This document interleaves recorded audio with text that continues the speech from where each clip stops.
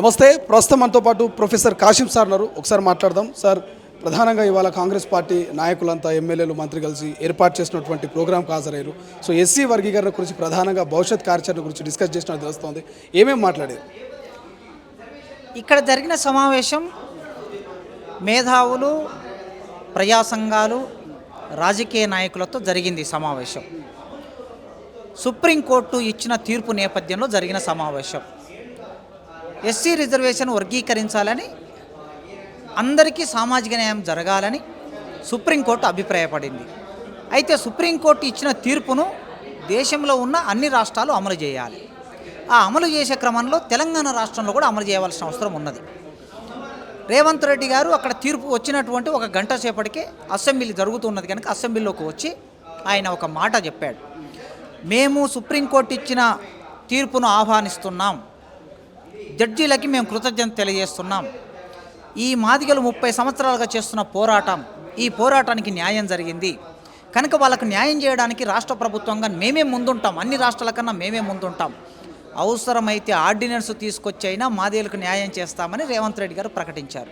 ఆ ఆర్డినెన్స్ తీసుకొచ్చి వెంటనే జీవో తీసుకొచ్చి మాదిగలకి విద్యా ఉద్యోగ రంగాల్లో న్యాయం చేయాలని, ఆ న్యాయం చేయడానికి పౌర సమాజం నుంచి ఒత్తిడి పెట్టాలనే ఉద్దేశంతో ఇవాళ సమావేశం జరిగింది.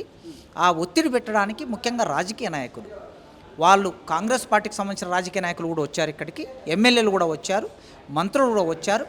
ఆ ఎమ్మెల్యేలు, మంత్రులు వెళ్ళి ప్రభుత్వం మీద ఒత్తిడి పెట్టాలని మేము అందరం డిమాండ్ పెట్టాము. ఇక్కడ వాళ్ళు ఆ ప్రతిపాదన అన్నిటిని తీసుకెళ్ళి ముఖ్యమంత్రి గారితో మాట్లాడతామని ఈ సమావేశం తీర్మానం జరిగింది. నిండు సభలో ముఖ్యమంత్రి గారు ప్రత్యేకంగా ఆర్డినెన్స్ తీసుకొస్తాము, అవసరమైతే గ్రూప్ 1, గ్రూప్ 2కి సంబంధించి రాబోయే భవిష్యత్తు ఆ ఉద్యోగాల్లో కూడా రిజర్వేషన్లు కల్పిస్తామనే రీతిలో ఆయన మాట్లాడడం జరిగింది. సో సాధ్యమయ్యే అవకాశం ఉంటుందా ఇంత తొందరగా ఇటువంటి అంశం? ఏదైనా సాధ్యమవుతుంది ప్రభుత్వం తలుచుకుంటే.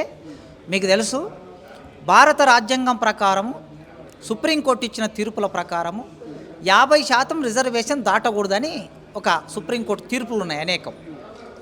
కానీ ఇప్పుడు 50% అంటే 49% రిజర్వేషన్ అమలు అవుతున్నది చాలా రాష్ట్రాల్లో. తమిళనాడులో అంతకన్నా ఎక్కువ కూడా 69% తమిళనాడులో అమలు అవుతున్నది. మరి ఇది ఇట్లా ఉండగా, సుప్రీంకోర్టు తీర్పులు ఉండగా, మోడీ గారు రాత్రికి రాత్రి ఒక కమిటీ వేయకుండా, నివేదిక లేకుండా, ఏమి లేకుండా, పార్లమెంట్లో చర్చ లేకుండా అగ్రకులాల్లో ఉన్న పేదలకి 10% రిజర్వేషన్ కల్పించాడు. అది రాజ్యాంగ వ్యతిరేకం లెక్క ప్రకారం, సుప్రీంకోర్టు తీర్పులకు వ్యతిరేకం. ఎందుకు 50% దాటొద్దు అంటున్నారు కదా స్లాబ్. మరి 50% రిజర్వేషన్ ఉండగా ఇంకో 10% రిజర్వేషన్ తీసుకొచ్చామంటే 60% అయింది కదా. అంటే మరి 60% రిజర్వేషన్ చేయగలిగాడు కదా ఎవరు? ఈ దేశ ప్రధానమంత్రి. అంటే ప్రభుత్వంలో ఉన్న వాళ్ళు తలుచుకుంటే ఏదైనా చేయగలుగుతారు, మెజార్టీ ఉన్న వాళ్ళు తలుచుకుంటే ఏదైనా చేయగలుగుతారు. కనుక ఇక్కడ ముఖ్యమంత్రి కూడా ఇప్పుడు వచ్చిన నోటిఫికేషన్స్ అన్నిటిలో వెంటనే ఈ క్లాసిఫికేషన్ చేసి చట్టం తీసుకొచ్చి అమలు చేయొచ్చు. ఎక్కువ అడగటం లేదు కదా. ఉన్న 15% గ్రూప్ 1 అయినా, గ్రూప్ 2 అయినా, డిఎస్సీలో అయినా, ఇంకో ఉద్యోగాలైనా ఎస్సీలకు వచ్చే రిజర్వేషన్ అంతా 15% కదా. ఈ 15%లో ఎవరి వాట వాళ్ళకి ఇవ్వడానికి చట్టం చేయడం అనేది పెద్ద విషయం కాదు. మీకు గుర్తు ఉంటే చరిత్రలో 99లో చంద్రబాబు నాయుడు ముఖ్యమంత్రి ఉన్నాడు.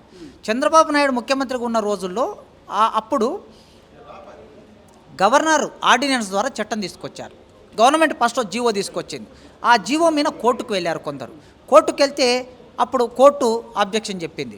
మళ్ళీ వెంటనే ప్రభుత్వం నెక్స్ట్ బెంచ్కి వెళ్ళింది, ద్విసభ్య బెంచ్కి వెళ్ళింది. ద్విసభ్య బెంచ్ ఏం చెప్పిందంటే, మీరు గవర్నర్ ఆర్డినెన్స్ తెచ్చుకొని రాష్ట్రపతి ఆమోదంతో జీవో అమలు చేసుకోవచ్చు అని చెప్పింది హైకోర్టు.